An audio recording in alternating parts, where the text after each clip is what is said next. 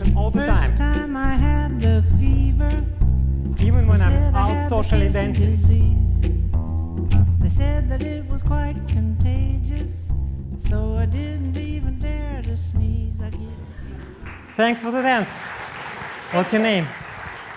It's Wendy. What's yours? I'm Kosta. Hi, Kosta. So what do you do?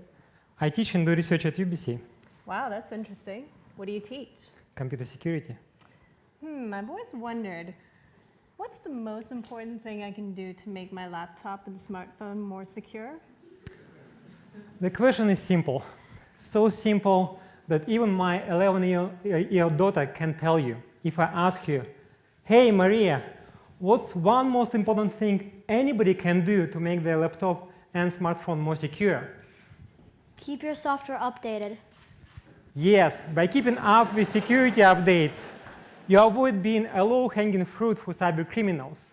However, stronger cryptography, firewalls, malware scanners won't give you safety and freedom from worry, which is what security boils down to.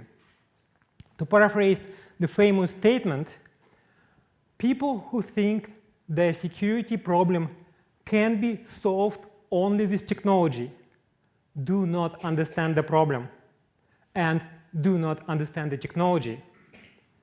This is why I find my research in computer security so fascinating. At UBC, we are improving the human link, which is widely considered the weakest link in the security protection chain.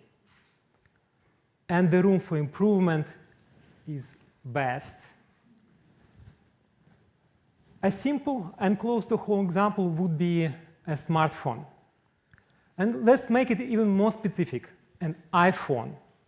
By the way, did you know that the number of iPhones sold around the world just last year was 5 times the population of Canada?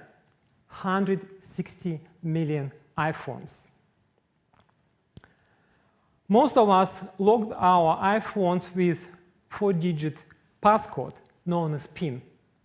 Whether you like it or not, if a criminal gets a hold of your iPhone with vulnerable software and weak passcode, they can break into it in a matter of minutes, at most hours. Which means they would have access to all of your personal pictures, emails, text messages, and maybe even your online banking. But it's hard to use a strong passcode, for example, a password, if you have to unlock your iPhone some 20 times a day. This is where Touch ID gets handy. With Touch ID, you can just touch the home button of your iPhone to unlock it. Raise your hand if you use Touch ID on your iPhone. Wow, so many people, thank you. Even with Touch ID, a strong passcode is critical for your iPhone security. This is why Touch ID, when it was introduced in 2013, it was positioned to lead us users towards locking our iPhones with stronger passcodes, for example, alphanumeric passwords, not just simple pins.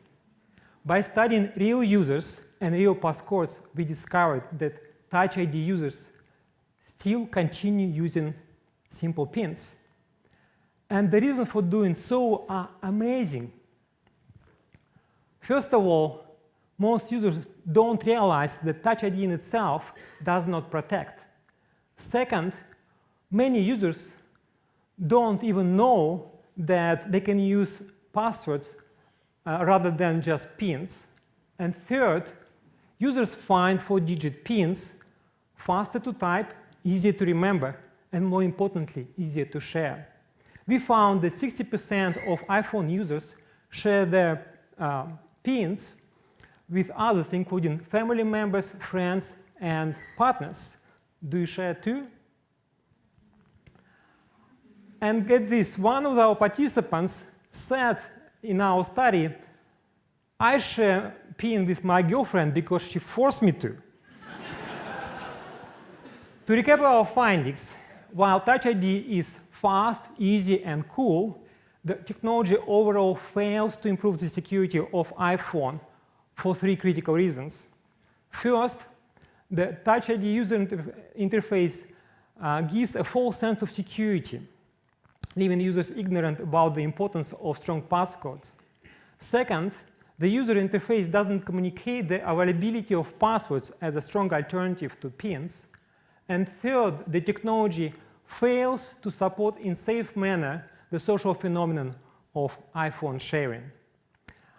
All these reinforce the incentive for us users to stick with simple PINs.